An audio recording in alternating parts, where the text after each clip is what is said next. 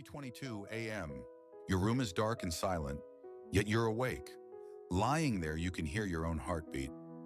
Maybe you notice the soft glow of the clock or faint shadows on the ceiling. The world outside is fast asleep, but your mind is wide awake. Your heart beats a little too fast for this hour. Your body feels tense, as if it's bracing for something. Your mind, so tired a moment ago, is now racing.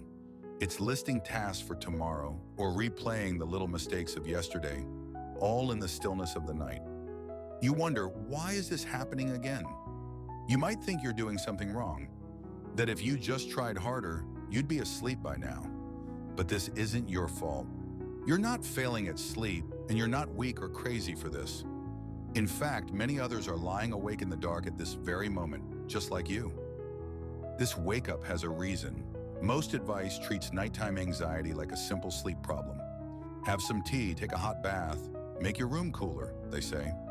Those are comforting rituals, yes, but they only scratch the surface. They focus on relaxing your body from the outside. Meanwhile, the thing keeping you up is deeper inside. You can make the room perfectly dark and quiet, but if your inner alarm is blaring, those external fixes can only do so much. It's not just about a cozy blanket or the right mattress. It's about your mind and your hormones doing what they think is right at the wrong time. At night, your brain takes on a different role. By day, it reacts to the world. Work, conversations, errands. By night, when it's quiet, your brain starts to review. It's like a watchman patrolling your inner world once the village is asleep. It wanders through the events of the day, checking if everything is safe and accounted for. It hunts for loose ends. Did you finish that project? Have you resolved that argument? Any looming deadlines or uncertainties? Even small things, like a message you forgot to answer, stand out in the silence. Your brain gently tugs on each thread left hanging. This is natural. Night is when your mind sorts and files memories and worries. But if one of those threads feels important, your brain might pull too hard. It switches on your internal alarm system, just in case. And a key part of that alarm is a hormone called cortisol. Cortisol is often called the stress hormone. Think of it as your body's built-in alertness signal. In a perfect night, cortisol levels stay low while you sleep. They reach their lowest around midnight. Then around 2 or 3 a.m., cortisol starts to rise slowly like a gentle morning bell, so that by dawn you're ready to wake naturally. But when you're stressed or anxious, the timing gets thrown off. Your body, ever vigilant, might release cortisol at the wrong moment. Instead of waiting for morning, it dumps a dose into your bloodstream in the dead of night. Your heart quickens, your senses perk up. Your body is saying, "Alert! Wake up! Something's not right." Maybe nothing obvious triggered it. No loud noise, no sudden light. It could be that earlier stress or unresolved tension tripped the wire. Your nervous system, running on high alert, sounded a false alarm. So now you're awake at 3 a.m., body humming with energy meant for daytime, and often you feel the anxiety before your mind knows why. You bolt awake with a jolt of unease. Then your thoughts scramble to make sense of it. Oh no, what did I forget to do? Is something wrong? The feeling came first. The worries come after, trying to match that feeling. Your brain loves reasons, so it finds anyone, to explain the racing heart. In these early hours, your brain also isn't at its sharpest. The part of your mind that usually brings logic and calm is groggy, while the part that rings the alarm, your emotional brain, is wide awake. Without daylight perspective, a small worry can swell up huge. Something that wouldn't faze you at noon can feel overwhelming at 3 a.m. It's not that the issue is bigger at night, it's that your mind is looking at it through the lens of stress and darkness. Once you're awake like this, a frustrating cycle can start. You check the clock, calculating how much time until morning. Maybe only a few hours left, and that thought makes you anxious. You start worrying about tomorrow. How will I function on so little sleep? You tell yourself, I need to fall asleep right now. You try hard to force it, squeezing your eyes shut, tensing up, begging your mind to just switch off. But trying to force sleep is like trying to grab a handful of water. The tighter you grip, the more it slips through your fingers. That urgency you feel, desperate to sleep, ironically sends another message to your body that there's danger. Getting upset about not sleeping tells your nervous system something must be wrong. It's as if your body overhears your panic and thinks, emergency? Why are we so alarmed? So it stays on guard, pumping out more stress hormones, keeping you awake even longer. Your body shifts into survival mode when it should be in sleep mode.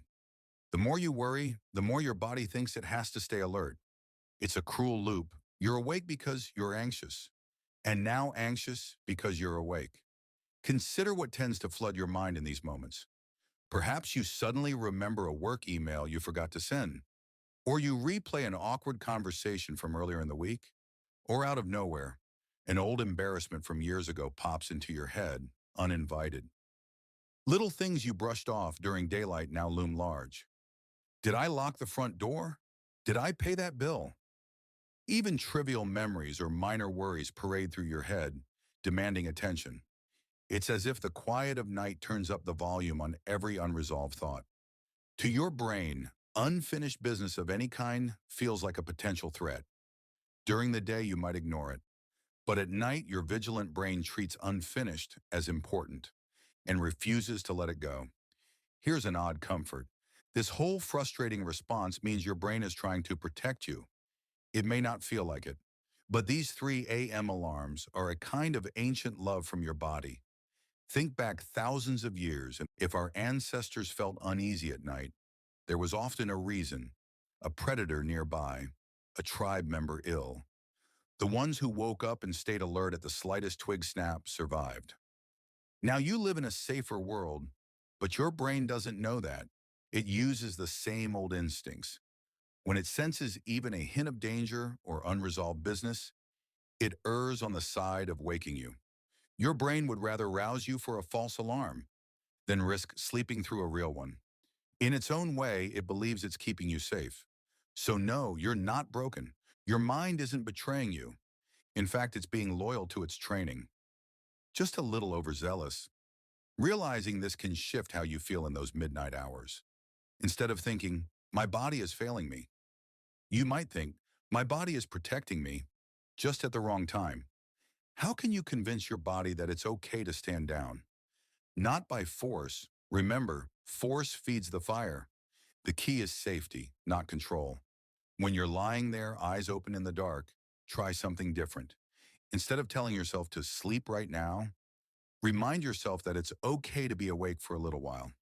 Give yourself permission to just rest. Take a slow, deep breath, and as you exhale, imagine you're sighing out the tension. Maybe unclench your fists or your jaw, feeling the bed solid beneath you. Tell yourself softly, I am safe right now. It's okay to relax, even if I'm not asleep. This isn't a magic switch that knocks you out immediately, but it sends a gentle signal to your nervous system. There's no emergency here. Gradually, your guard can lower. As you focus on feeling safe, your body will begin to calm. Your heart rate eases down.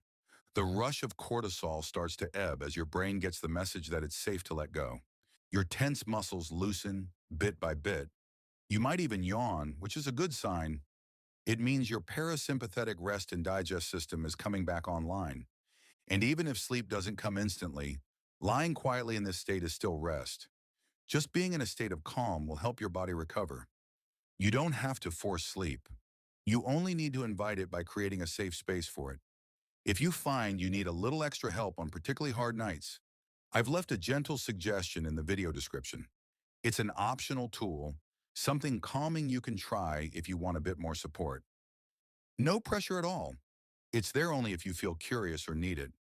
Now give yourself credit for enduring these tough nights. Some nights will be easier, some harder, but none of this is happening because you failed. In the previous video, we explored the real reason stress wrecks your sleep at night. That insight connects to what we've talked about here: how stress hormones and ancient instincts can override even the best bedtime routine. And in the next video, we'll continue this journey, exploring another piece of the puzzle to help you find peace in the darkness. For now, as you lie here, know that nothing is wrong with you at all. This wakeful moment is just that, a moment, not a forever. The silence around you is not your enemy. Think of it as a quiet guard at your side, keeping watch over you, keeping you safe. The night is gentle, and eventually it will carry you to morning. Perhaps it's 3:22 a.m. once more. The room is dark and silent, and you are okay.